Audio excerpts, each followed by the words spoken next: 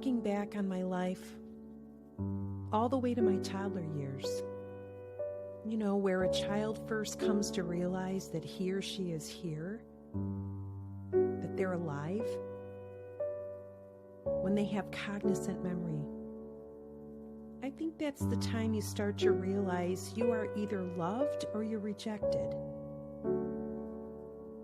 Deep in thought, emotion, as a child walks and plays and moves about, it's around this time that self-awareness awakens. And when the parents are emotionally broken and they're unable to help that little one experience love, security, comfort, eventually at one point, the child begins to feel unlovable. And when this happens enough, being alone and isolated begins to feel normal to that little one. Without realizing it, the enemy of our souls has waited and watched for this moment of awakening, of the self-awareness in this little one. Like a predator who hides and waits for his prey, he watched for this moment. He works quickly to build strongholds of lies and emotion, of rejection, deep loneliness, depression, insecurity, and even self-hatred in this little one. And without covering in love, the child is left unprotected and wide open to that predator.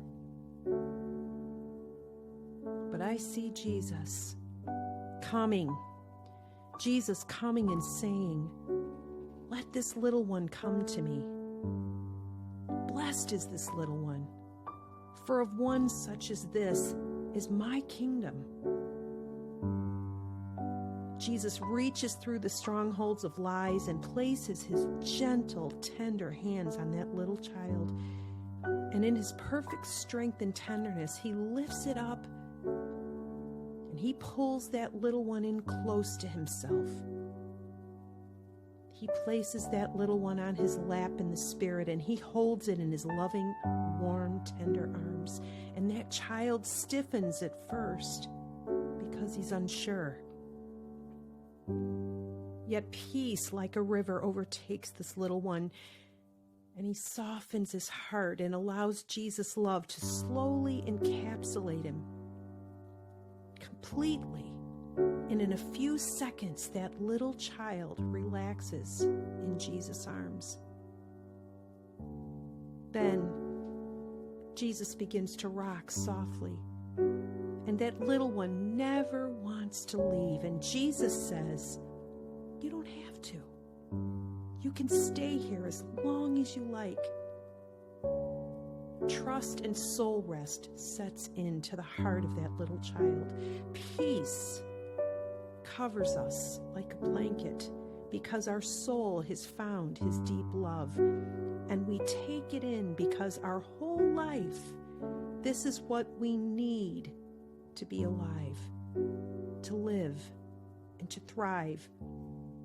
The stronghold of God in the heart of a child is trust. This is how it enters and is formed in the spirit. It's the deepest need we have as a human being. It's the resting place in the seat of our soul where we find pure fulfillment with our God in our innermost man. His tenderness fills us from the inside and spreads to the outside and eventually becomes an overflow. From the beginning, he saw us and he loved us perfectly. It's true. No lie, no neglect, no trauma, no evil or emptiness can keep us from his love. Today, he awakens us to see and know it was always there. He was there all the while, and we simply knew it not. His love was there for us before we were ever a thought or an embryo. Lord, open the eyes of our hearts wider to see, to know and experience the depths and limitless weight of your perfect love to the core and the deepest place of our inner man. Lead us, hold us, keep us in the secret place of the Most High forever. We never want to leave. We are home in you. This is where we dwell.